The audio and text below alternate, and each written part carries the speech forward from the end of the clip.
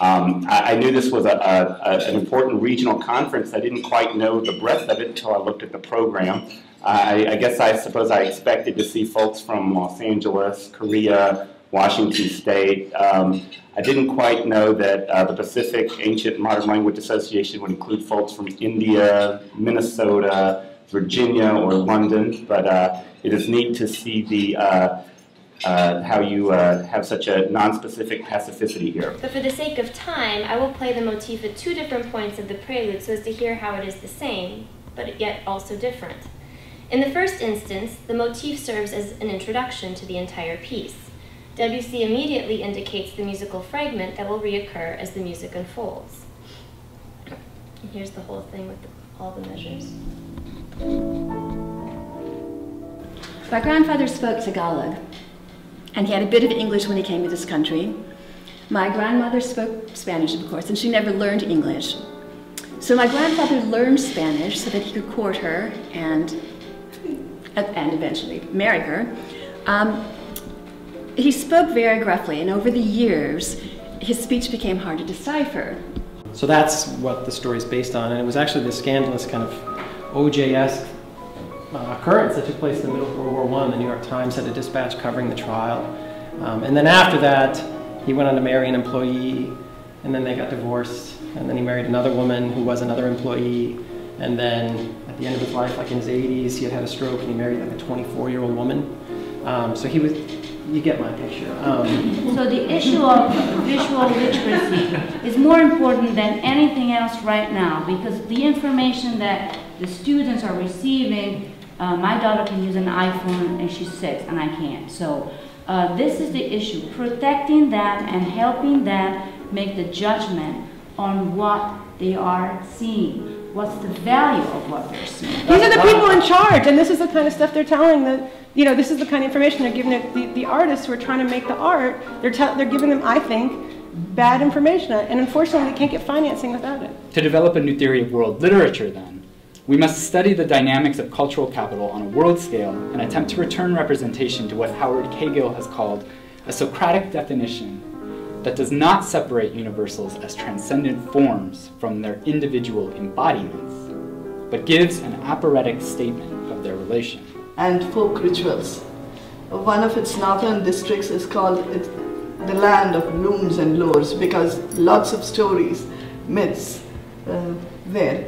And a folk ritual, the performance called Theyyam, is specific to the northern districts. Theyyam is a local term for Deivam, meaning God in Malayalam, the local language.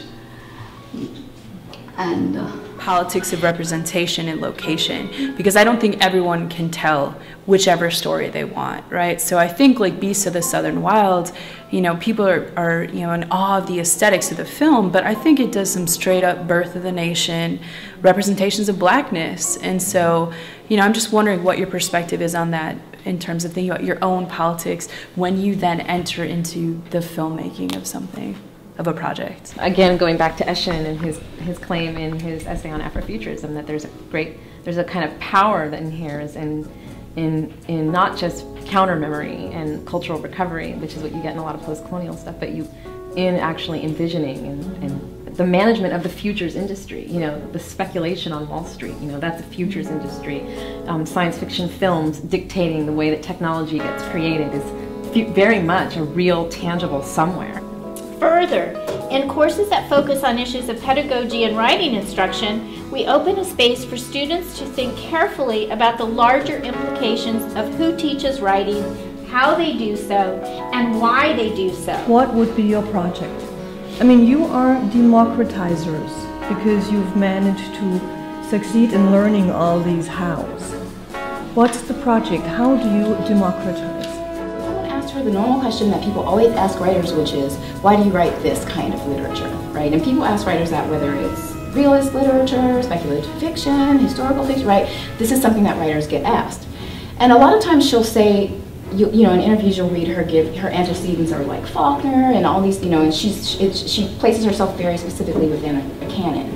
But in this case, and in this context, what she said was that she, as a writer, as a young writer, she wrote stories and she couldn't find a way to write about Black people. And she said that she would have these bits and stories about black people and they just wouldn't cohere. So she wrote stories and even published one, I understand, that have no black people in them, right? That she could only write stories about white people until she discovered or began to let herself write in the form of speculative fiction, at which point her stories became dominated by the stories of African American people. Isn't that fascinating? To closely consider alternate meanings found in the vocabulary of a text and simultaneously warns us not to impose meaning upon that vocabulary precisely because of the multitude of definitions and subtle connotations that are available to each individual reader. He argues that, quote, no text is pristine, rather it is always plagiarized, borrowed unconsciously from previous discourse. I mean, why not let them read some bad literature so that they can begin to see why it doesn't work? And that's going to be true with all of that stuff that's going over the internet, is they're going to learn if they gravitate toward an environment where that will be part of what's critiqued.